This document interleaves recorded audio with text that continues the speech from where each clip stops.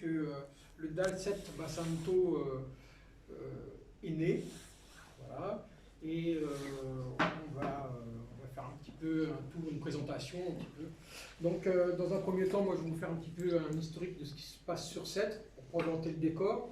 Après on vous parlera de ce qu'est le DAL, qui est dedans, et les objectifs, et puis donc c'est tout. Voilà, donc pour faire rapidement, pour planter le décor à 7, en 2017 il y avait 43 796 habitants. Et aujourd'hui, il en reste 42 300. Ça veut dire qu'on a perdu quand même pas mal.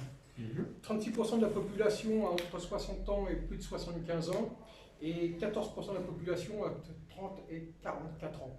Voilà, on voit bien la déconnexion.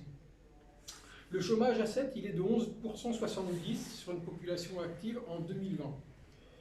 Et le taux de pauvreté est de 25%. Alors je rappelle que le taux de pauvreté, c'est le seuil monétaire qui correspond à 60% du médian de la population. Et donc le taux de pauvreté en 2015, il était à 1015 €. Et cette année, le seuil subjectif, il est à 1228 €. Inutile de vous dire que dans la population, il y en a beaucoup qui sont très loin de toucher les 1228 €. À côté de ça, la ville, c'est quand même la 5e ville de l'imposition la plus chère de France. Le CCAS, qui a quand même une mission de s'occuper des plus démunis, a économisé 1 million d'euros l'année dernière, qui sont donc enlevés du budget de cette année. Voilà, donc on peut quand même se poser des questions sur ce million d'euros qui a été économisé. Quand on voit le seuil de pauvreté, quand on voit le nombre de personnes démunies, on peut se dire, mais comment fait-on pour faire des économies sur le dos des gens qui sont démunis? Après, il y a une problématique du logement dont le DAL va s'occuper. Il y a sur 7 environ 2500 logements qui sont vacants. Quand on voit qu'il y a une soixantaine de SDF dehors, des gens qui attendent des logements, on peut se dire qu'il y aurait eu des choses à faire.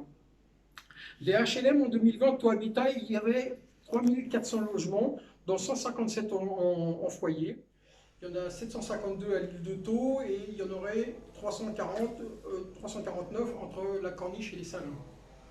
Plus les HLM de l'habitat, de Hérault Habitat. D'accord? Voilà. Donc après, vous avez des logements sociaux.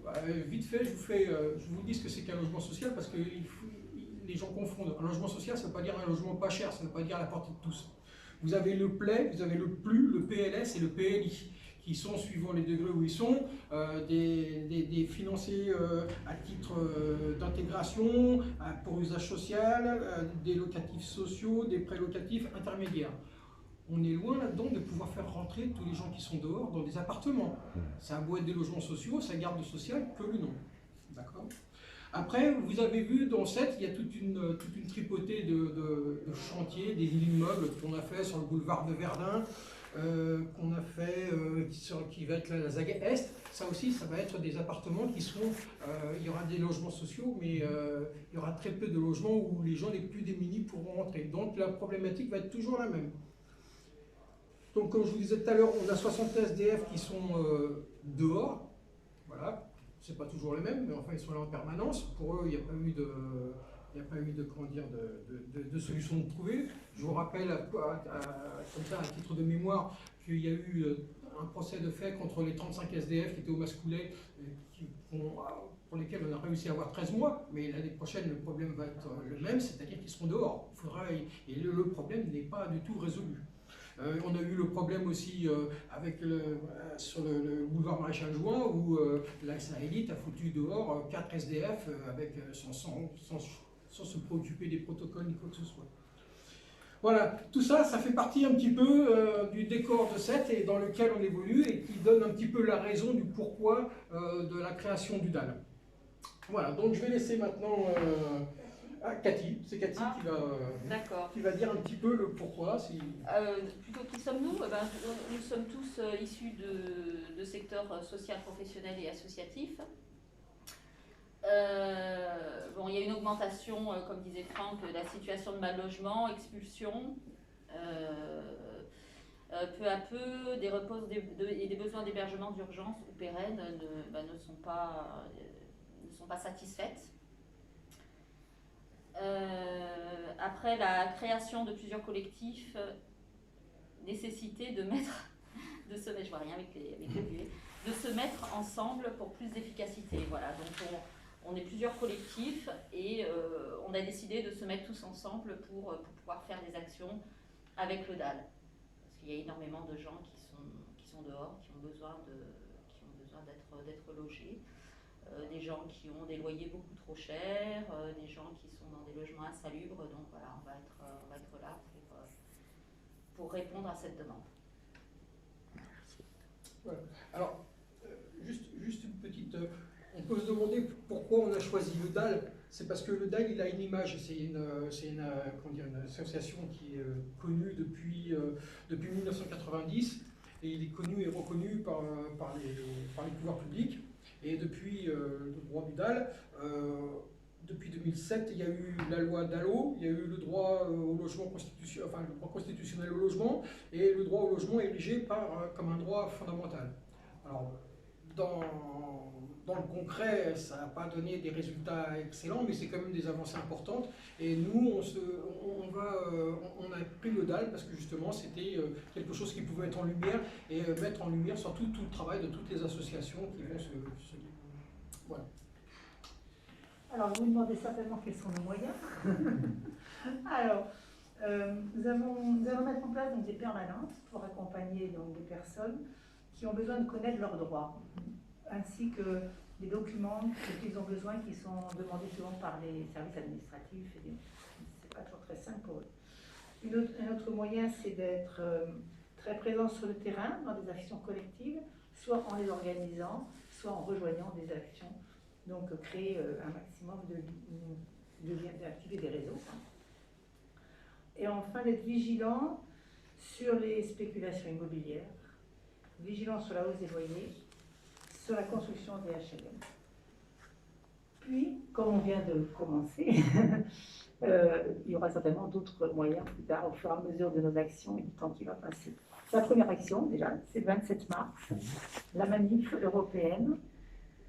Donc, pour celle, le rassemblement est à Place Henri Barbuns à 15h.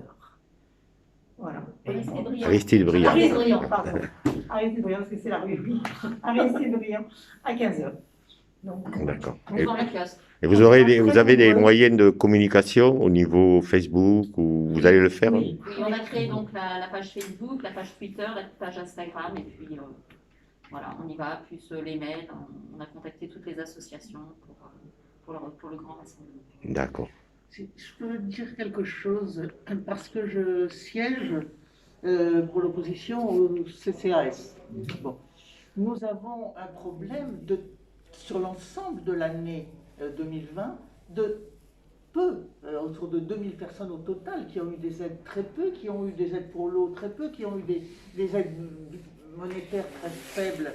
Et c'est comme ça que ça économise et que du coup on peut baisser l'année suivante. Mais le problème majeur, et c'est pour ça que le DAL est fondamental, c'est le non-recours au droit. Il y a par exemple des gens à qui on va couper le RSA parce qu'ils ne sont pas venus 2 fois à une réunion au niveau du siège vers les impôts. Mais en fait, quelqu'un qui s'enfonce, qui va mal, il se dit que rien ne sert à rien et il va de plus en plus mal au niveau dépressif. Donc il s'agit que les services sociaux soient suffisamment nombreux et stables pour pouvoir être responsable de quartier et aller vers les gens. Si on ne va pas vers les gens, eh bien les gens ne recourent pas à leurs droits, quels qu'ils soient, et ils s'enfoncent. Donc c'est pour ça qu'il y a vraiment très peu d'aides, et donc bah oui, on peut diminuer dans cette période le budget du CCAS, parce qu'on n'a pas distribué, ben, on n'a pas distribué, les gens ne sont pas venus, mais il faut aller vers. Donc le DAL est fondamental. En faisant ces permanences et en faisant aussi, puisqu'il y a des gens qui sont dans les maraudes, dans les aides alimentaires, repérer les gens et voir s'ils connaissent leurs droits. Parce qu'en fait, il y a quand même des droits opposables et certains dossiers peuvent être remplis. Les gens ne touchent pas certaines retraites auxquelles ils pourraient avoir droit, etc. Mais il faut les aider. Et le principe d'aller vers les gens en difficulté, les services sociaux doivent absolument développer ça et avoir des personnels pour ça.